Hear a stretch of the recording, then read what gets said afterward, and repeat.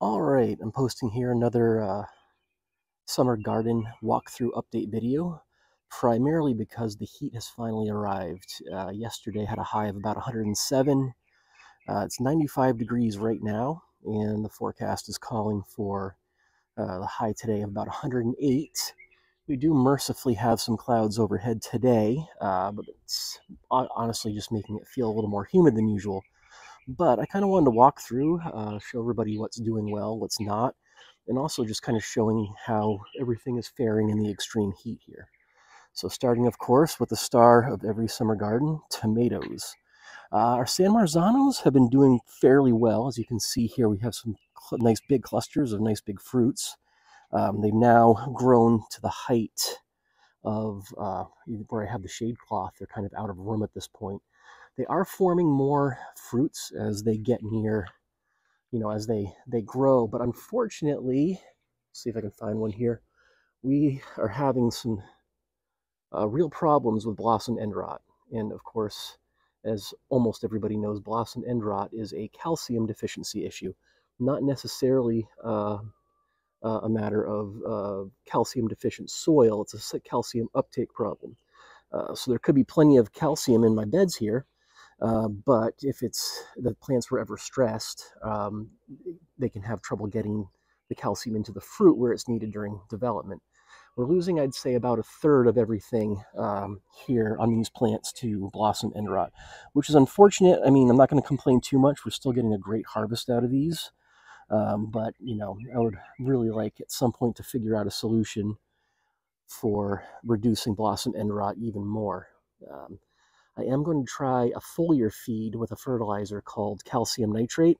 I've read that if you do that right, the calcium uptake is faster into the plant during fruit development, and you can really reduce blossom end rot that way. But again, I'm not going to complain too much because we're getting some really good fruit out of these. In fact, all of our tomatoes here are doing fairly well. The best, as far as plant health, are these Rio Grande tomatoes.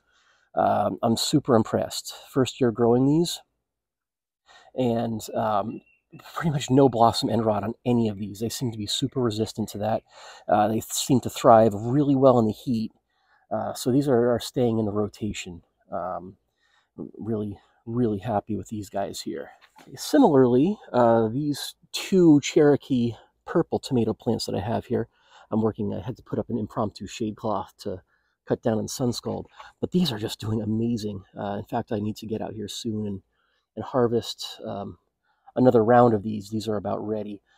These two plants right here, and we've already harvested more than 10 pounds from the Cherokee purple plants, so that's pretty good. And I'm looking like these are probably going to give another, I would estimate 7 to 10 pounds before they're done. So pretty excited about these. All right, on now to our aroma tomatoes. These were another experimental variety for us that I tried because they were said to be resistant to, heat tolerant and blossom end rot resistant. And there's good and bad about these. The blossom end rot resistant seems to be largely a lie. We're losing a lot of these to blossom end rot. They do seem to be fairly heat tolerant.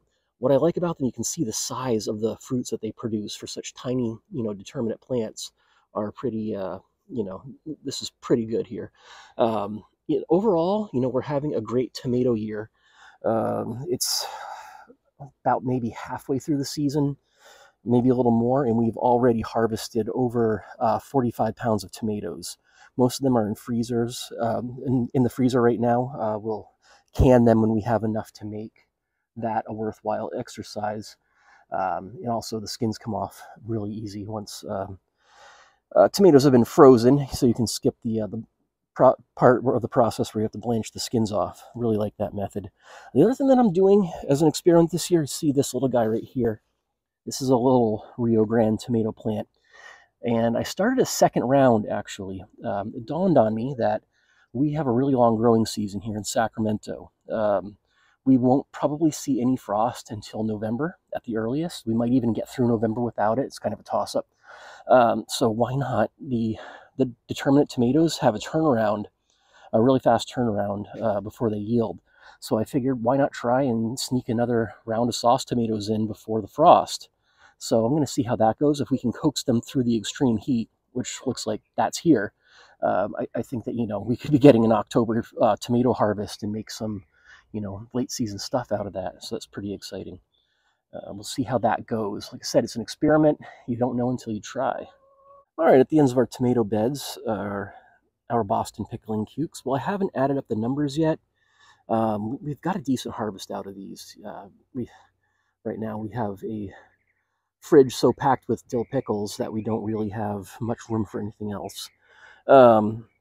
These plants they're kind of starting to come to the end of their lifespan. Clearly, there's a few fresh flowers that will probably, yield another plant or two.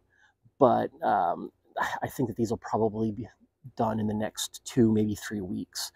And that's fine, as to be expected. None of this stuff lasts forever, and we've had a pretty good harvest out of these. So I'm happy with and again, I haven't, I'm keeping track of everything this year. Every time I harvest, I weigh it, pop it into a spreadsheet, completely nerding out. But I'm just kind of was curious to actually quantify and see, how much you can really grow in a backyard garden setup in the course of a growing season. So again, I haven't tallied the numbers on the pickling cukes, but I'm feeling pretty good about it. And honestly, we can only handle so many anyway. Similarly, our Armenian cucumbers are kind of getting to the end of their lifespan. There's no more blossoms on them, so the fruit that's on there is what's going to mature. Then the vines will die off. Again, I'm guessing another 2, maybe 3 weeks out of these. I'll have to replace it with something because we're getting used to having fresh cucumbers on hand for salads. So having that stop while we still have a glut of tomatoes would be kind of a disappointment. But there's plenty of fast yielding tomato varieties out there.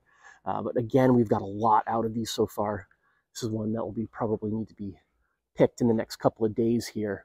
But these are just really cool looking fruits, and they're a great substitute as a hot weather crop. If if it's too hot for standard, the more common varieties of cucumbers, these are a great alternative, and they're really just not bothered by extreme heat at all. On to talking about winter squash. These are my 3 golden nugget squash plants. The foliage is kind of in the way, but there are a few just about mature fruits on each one. Let me see if I can get in here to really show it. I'm not an expert videographer, that's for sure. All right, so these, I'm a little underwhelmed by the yield from these 3. There is about 3 per plant, 3 or 4 per plant. I was really hoping to get more out of it than that. No, we got a squash bug on these. I'll take care of them later. But I guess these ones, they just didn't do well. They didn't do poorly. I wanted more. I'll put it that way. I'm actually about to, you can see there on the stems that they're starting to kind of brown and crust, and that's probably leave them on a little bit longer. But they will continue to ripen and cure off the vine. And I want to use since these plants are about done, I want to make the space. I have some, of those started tomato plants for a late season harvest. So I want to free up this space and get those in the ground as soon as possible. So probably even right after this video, I'm probably going to cut these and get them inside away from the squash bugs. Can't complain too much. Anytime, especially in a small garden, that you get mature fruit, it's nice. Everybody wants a ton, of course, to put away for, preserve and put away for the winter or whatever. But the fact that we get anything, that's an accomplishment in and of itself. After I was done shooting most of the video, I did come back out and harvest those golden nugget squash. Honestly, not too bad. We wound up getting a little under 10 pounds total yield out of those 3. So, 3-ish, a little more pounds per plant for a bush variety squash isn't too terribly bad. Next year, I'll probably plant more. It feels like it's taken absolutely forever, but my overgrown Seminole pumpkin bed here is finally starting to see fruits not just form, but the female blossoms open for pollination. Get in here close and see if I can show. Oh, there's one back there that's actually starting to develop along the fence line here.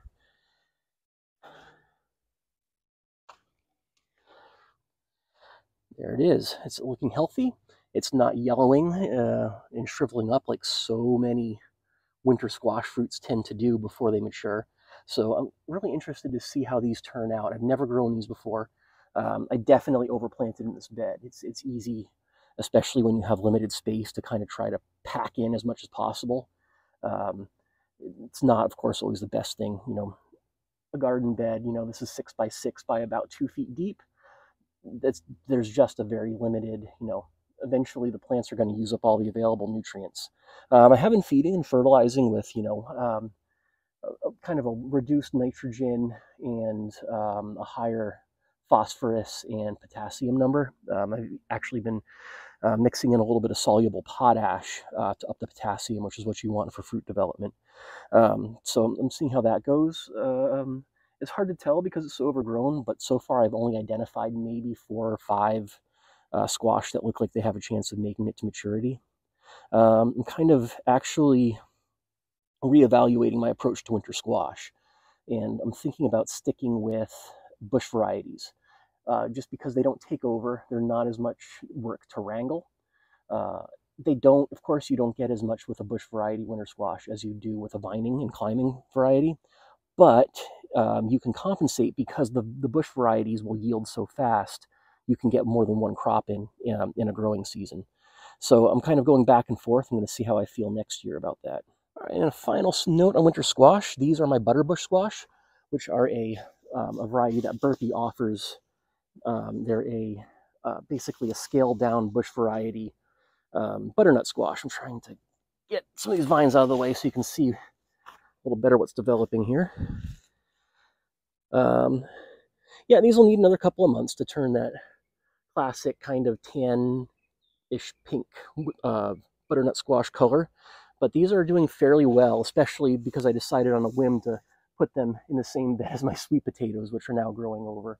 But we'll see how those do. And hopefully the sweet potatoes this year, you can see all of them here, actually yield decent tubers. We have the heat for sweet potatoes in the length of growing season, but my research has found sweet potatoes just don't really like dry. They're a hot, humid crop, and we're a hot, dry climate. So yeah, we're going to see. I'll let these go as long as they can.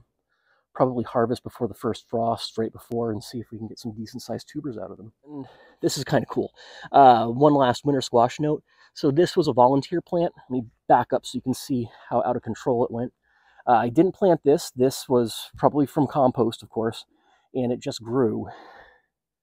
And I couldn't bear to not give it room to do its thing. So I made a kind of just a makeshift rope and trellis to give it some extra space. But it did form one mature squash fruit. Unsure the variety. It's definitely a hybrid. This varieties of winter squash will often cross-pollinate. So this is probably, I had a number of Maxima varieties, a couple of different kinds of Hubbard squash growing last year. So this is probably some kind of blend of those. I'm not sure. It'll probably taste okay, but I might turn it just into a fall decoration. Maybe let my daughter carve it into a mini jack-o'-lantern. We'll see. And this empty space, as you'll notice, this was where my potatoes were. They're gone now. And the reason being, as we started to get these hotter days. I know that when the extreme heat kicks in, potatoes they cease production and begin the dying process. So I actually harvested those, and we didn't do too bad with them. Of all the potato varieties we tried this year, our best results came from Yukon Gold, which I'm harvesting here. Out of this 1 2x2 planter, we harvested almost 15 pounds, which is more than expected. Of course, I did start these way earlier than my other varieties. I put these in the ground, I think in, it was either late January or early February. However, they didn't really take off until sometime in March. It was just a really chilly, wet winter for us that kind of stunted things. Usually over winter, potatoes grow fairly quick. You can start often things in like November, and if you keep the frost off of them, they'll be yielding, sometime in March. Things just ran a little slower this year. But the Yukon Golds are really, really encouraging. The highest yield, and honestly, one of the best tasting um, potatoes that I've come across or I've grown so far. So probably more or less in the future, we're going to be concentrating solely on growing Yukon Golds. The other varieties we tried this year or so far this year, were kind of hit or miss. For instance, these Bellentina fingerling potatoes, they only yielded us about 3 pounds, and that was out of two 10-gallon grow bags. They were delicious, don't get me wrong, small, low yield, but really, really nice and tender. Can't complain too much. Uh, Small spaces, sometimes you just don't get the yield that you can if you can plant an entire field of things. Another potato variety we tried this year for the first time are these Sifra. It's a white potato variety. They did really well for us. We got about 10 pounds of them. I can't recall the exact number of grow bags we had going this season, but it wasn't a ton. Just didn't have a ton of space for everything. Can't complain about 10 pounds of potatoes. Um, I'm kind of noticing, and I'm starting to think that maybe grow bags, while inexpensive and convenient, they when you're not using them, they compact down nicely, might not be the best way to go. So far, I'm noticing that my hard-sided containers, pots and wood beds, they tend to yield more than the grow bags. Planning an experiment coming up probably in the fall of doing a side-by-side comparison of grow bags and hard containers just to see what happens. The final variety of potato that we tried this year so far are these red Lesotas. These didn't give us very much in terms of mass. A handful of grow bags, 10-gallon grow bags, gave us 5 pounds. Nothing to write home about, but some of the tubers themselves were huge. I think that has to do with concentrating on, giving them a lot of potassium-rich fertilizer. Potassium is kind of the magic nutrient when it comes to growing the parts of the plant that you want to eat, fruit and tubers, depending on what you're growing. All said and done, we did way better with potatoes this season than we have in previous seasons. Part of that can be credited to the longer growing season. It just didn't get hot as soon as it usually does. All in all, across all varieties, we got 33 pounds of potatoes. That is really nothing to scoff at, again, especially since I'm growing in a small space.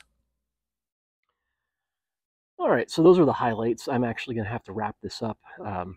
All I have to record videos on at the moment is an iPad, and I've even under the shade cloth and trying to stay, in shady areas as much as possible. My iPad is overheating being out in the heat and sun, so should finish this as soon as possible. I just want to mention nothing is wilting. Everything is actually plant-wise looks on the surface at least to be very healthy. Even in this extreme heat. So what I swear by, and it seems excessive when you first set them up, deep raised beds. My shallowest raised beds are 16 inches, and I shoot for most at about, to make them 22 to 24 inches deep. The deeper you can go, the more water is retained, down below. That plus a nice thick wood mulch. I am, for the most part, this is my first year using wood mulch on our vegetable gardens, and I am very impressed with how little I've had to water. I watered turned the drip irrigation on a couple of days ago, just before the worst of the heat arrived, and that's all I've done so far for this heat wave. The only things that are wilting are where some of my winter squashes have been, the parts of them that are in the direct sun. And winter squash, cucumbers, zucchini, etc., all of those things, that's just what they do in the heat and sun, no matter how much water they have below them. But other than that, I'd say my number one tip for growing vegetables in hot, dry environments, deep beds, or if you're in ground, you're set. But if you have to use raised beds, make them as deep as you possibly can afford, and a nice thick layer of mulch. Drip irrigation on in the evening so it doesn't just evaporate back off. And you can't do anything about sun scald. Well, you can reduce sun scald with shade cloth. If it gets too hot, no matter what you do, it's just going to kill everything. But it's looking like, you can raise or grow vegetables in pretty high heat. All right, that is all I have for now. I am tired of being out in this heat. So, and my iPad, before this melts, I better get it inside. Thanks for watching. To the, I don't know, 10, 20 of you that will actually accidentally happen across this. And I will keep everything updated as I have time.